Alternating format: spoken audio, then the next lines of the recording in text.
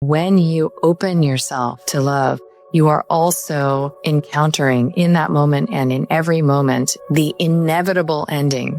What if in a higher plane, this person actually is a savior for you? A reclaimed woman is a woman who guards her energy fiercely, and she does not take the bait of giving it up in the form of blame and finger pointing. The work of recollecting your energy, your parts, your projections from that person can be done in an instant. It can be done when you decide that this is your orientation towards endings. Imagine your former partner is in front of you. Tell him out loud. Hi, and welcome back to Reclamation Radio. I am Dr. Kelly Brogan, and today I want to talk about breakups.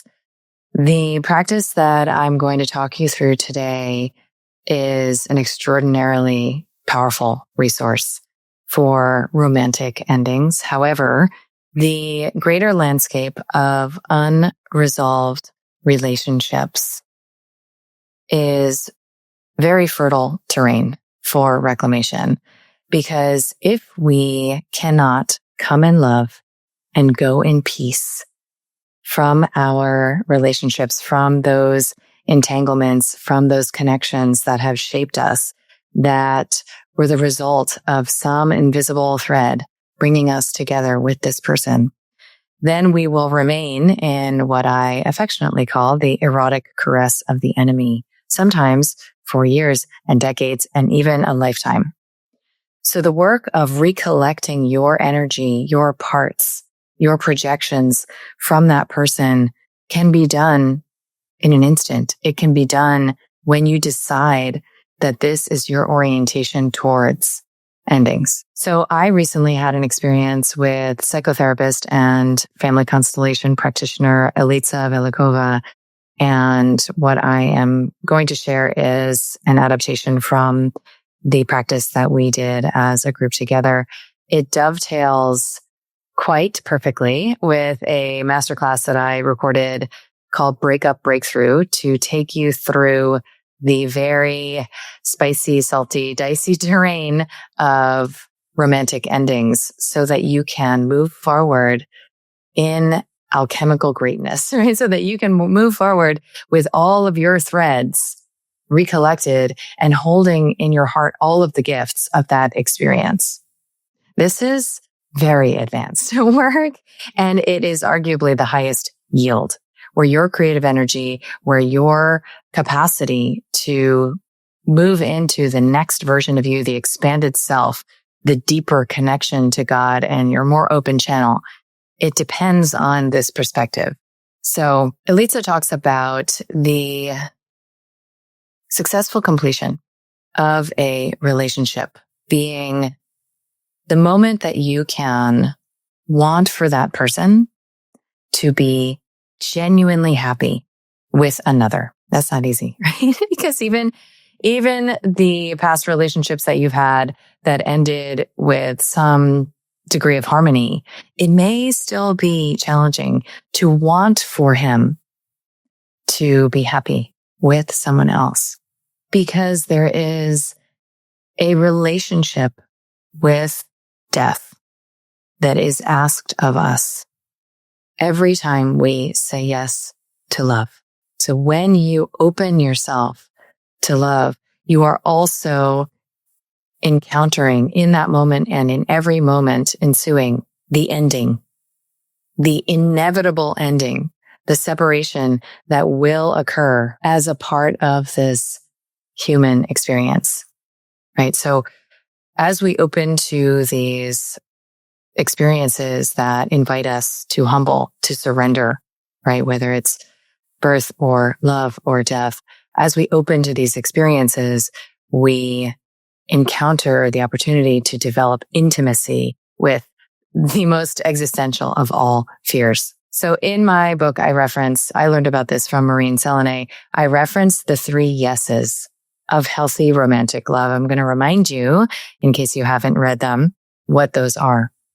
So this is what healthy romantic love looks like. And anything shy of this is something else entirely, right? Anything shy of this is potentially a trauma bond, potentially an experience of working out one's relationship with their mother in partnership. And it's not to make any of that wrong. In fact, it can be quite transformational to do just that. However, the secure attachment can only really be derived from the conditions set by these three yeses. Okay. So the first yes is you are 100% yes to this.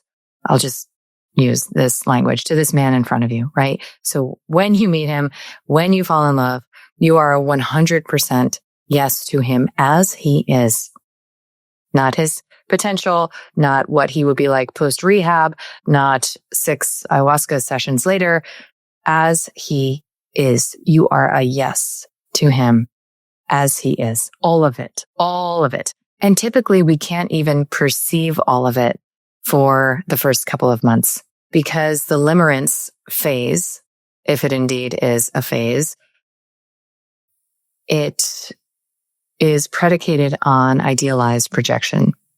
So what you do with the little aspects of him that arise into your awareness that are at odds with your idealized projection, what you do with that, whether you suppress that little no and you suppress that awareness of the ick, right?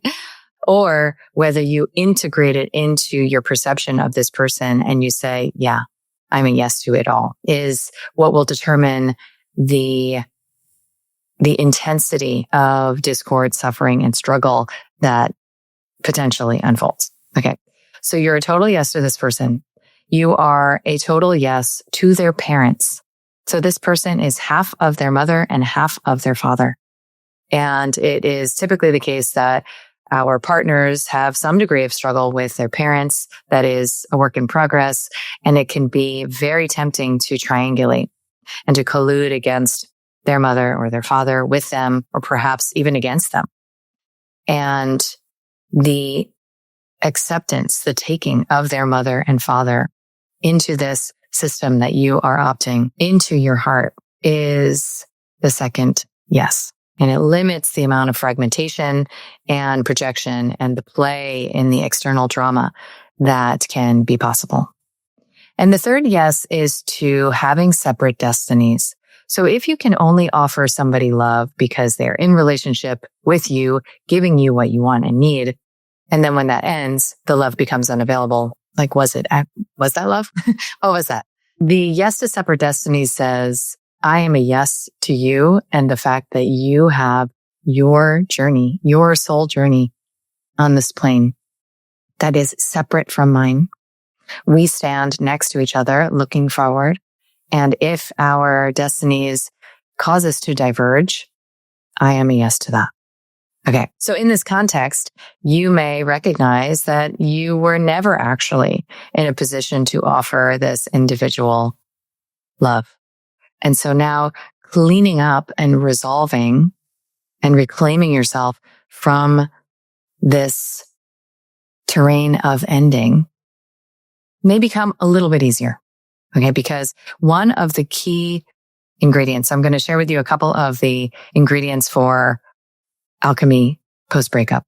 One of the key ones is for you to relinquish the need to be perceived as innocent, as good, as right, and to take your responsibility for the challenges and eventual ending in the relationship. How is it that you might have said yes to a relationship that was actually a little no inside? So you took this poor bargain and you said, I'll make it work. It's good enough. And you proceeded, even though a lot of you was rejecting that which you were saying yes to. How can you take responsibility for the way that you showed up to the ending of the relationship? How can you take responsibility for inducing in him behaviors that ultimately led you to choose to leave, for example? So taking responsibility for your part.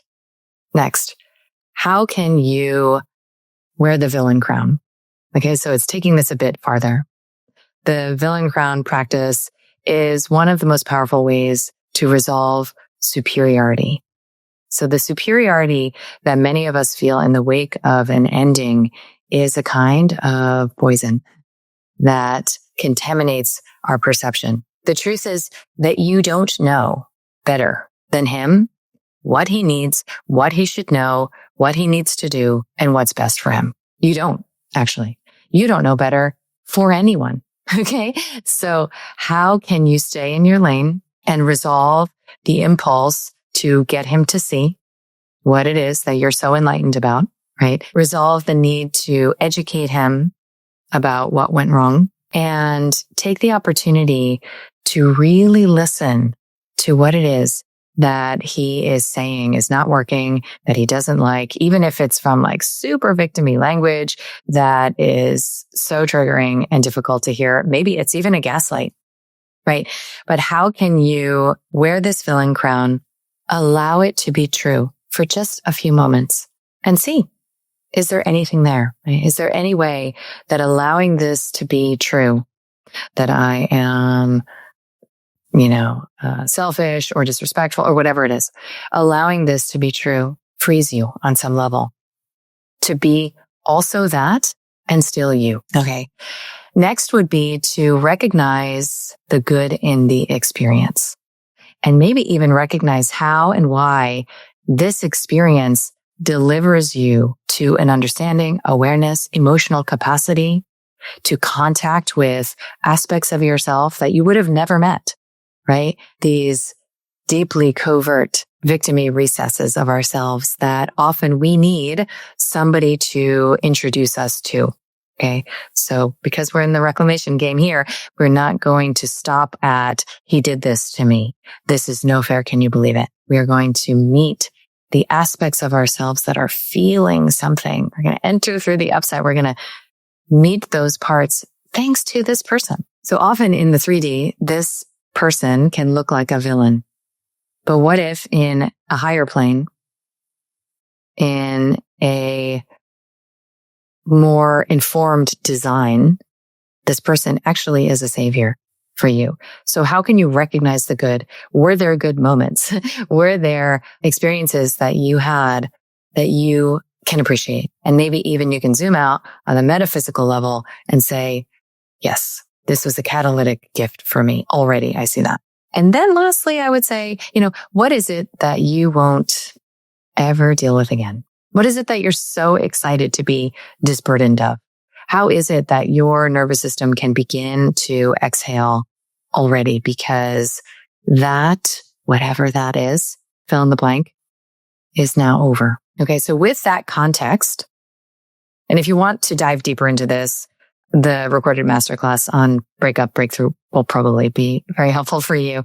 However, I want to offer this practice because I think if there are more of us doing this practice, there will be, just this practice alone, this orientation towards endings, there will be so much more coherent energy within each individual who would otherwise remain ensnared in this endless loop of vital force leakage. So it excites me that more of us could potentially, take this approach to really coming in love and going in peace from our dynamics. And again, this is about romantic relationships, but you could apply this to any seemingly unresolved dynamic. Okay.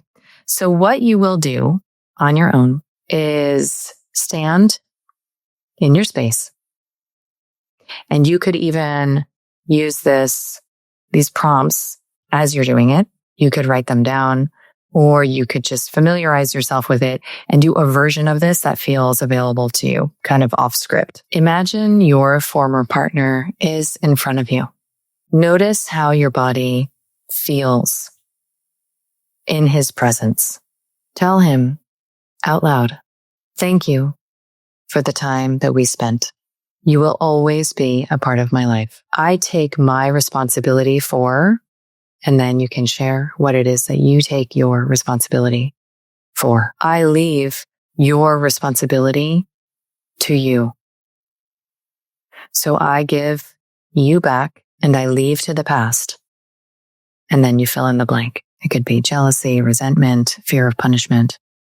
What is it that you are leaving in the past where it belongs. I take back, and then you fill in the blank with something that you feel you lost in this relationship. Could be your energy, your sense of self-confidence, could be other relationships or family experiences. I take back, and then switch places, move your body and turn around so that you are in his shoes. Now feel how your body takes shape.